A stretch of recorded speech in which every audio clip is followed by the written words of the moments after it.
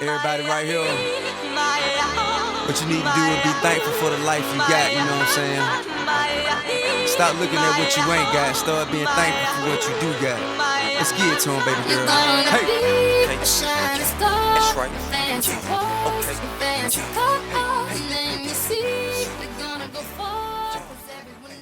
Hi out there to all my awesome warriors. Thank you. If you've been watching my series that I call the Couch Series, this is the third part of the Couch Series.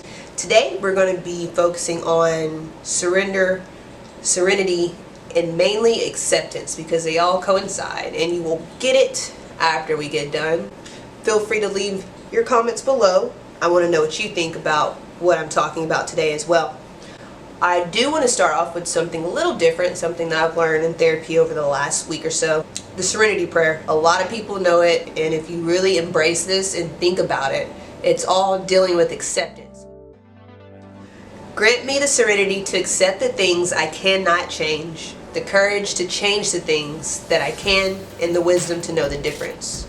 This prayer was originally said by a student, a college student who went on to study theology and philosophy. His name is Reinhold Niebuhr. I'm going to put it in the spelling probably somewhere along here because it's German. He had a German father, although he was American. And honestly, it's a prayer of acceptance, and we have to be okay with accepting things that we cannot change. That's the number one reason why someone suffers from anxiety, is because they have these thoughts that they embrace and they feel like they're out of control of their thoughts.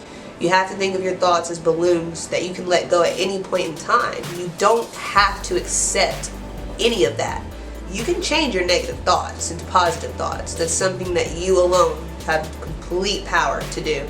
It takes practice, it takes work, patience with yourself every single day to do that. And once you do, you'll have a little more of that inner peace. You'll accept yourself for who you are.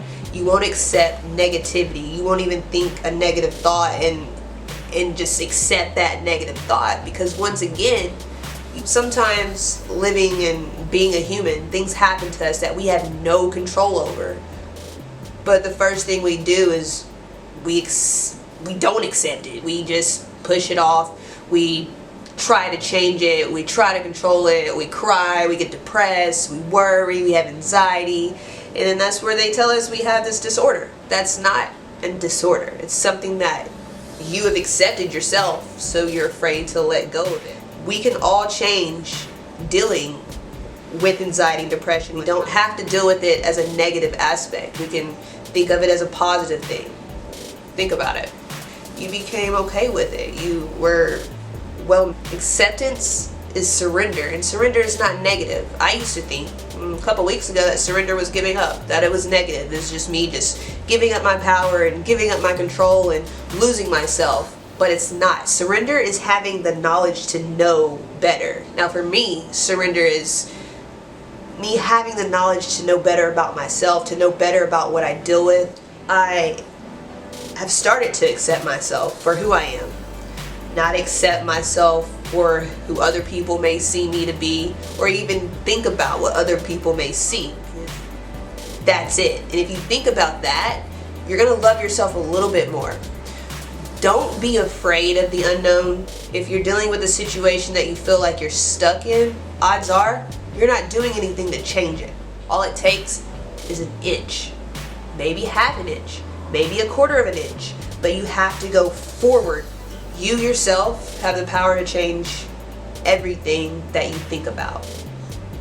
A lot of people who deal with anxiety, they judge themselves critically, so critically that they literally believe that everybody else that they come in contact with, whether it be a stranger, a friend, a loved one, a significant other, they believe that those thoughts, those critical, self-harming thoughts are coming from the other person, so they'll run and hide.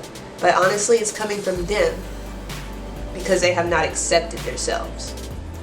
But the most important thing is to accept yourself for who you are, as you are, in the moment, not in the next second, not in a week, not in a month. A great future does not require a great past. The only limits that you are limited to are the limits that you set yourself. So are you going to continue to hold yourself prisoner and stay where you are every day of your life? Or are you going to deal with your anxiety and depression and let it propel you further, to change, to make moves? You are the most powerful thing in your life. You always will be. You always were. And that will never change. You have to believe in yourself. You have to accept yourself for how you are.